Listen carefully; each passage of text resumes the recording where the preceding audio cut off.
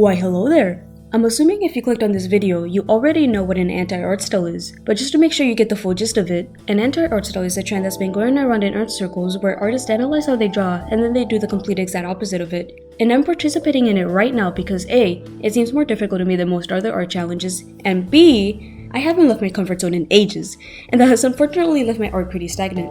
Anyways, I've of course made a small list for myself of what's most noticeable in my art style.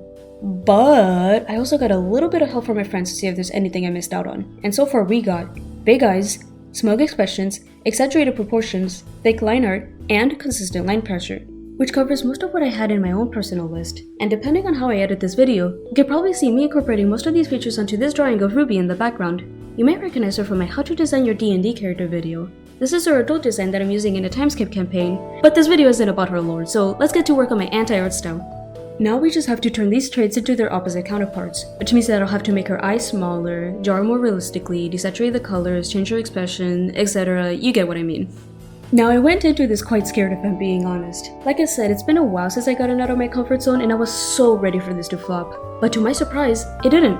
In fact, despite the occasional struggle, I had a lot of fun drawing this.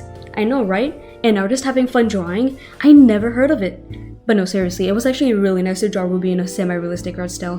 When you draw in a cartoony style all the time, you tend to simplify a lot of details. And for me personally, I liked adding those details in for once, especially her face. Don't tell anybody this, but my art does suffer a little bit from same face syndrome.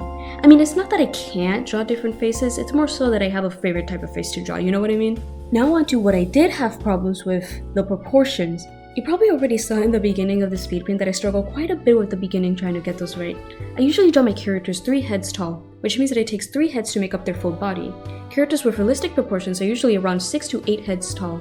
And that's the challenge. Honestly, if I had to recommend any drawing challenge, I'd say do this one. It taught me that I have a lot more potential than I originally thought, and to never give up when life throws an obstacle at you. But what about you, dear viewer? Have you ever tried this challenge? How'd it go? And while you're at it, tell me what you think of the art I drew in this video. Critiques and compliments are both welcome. That's about it. Bye!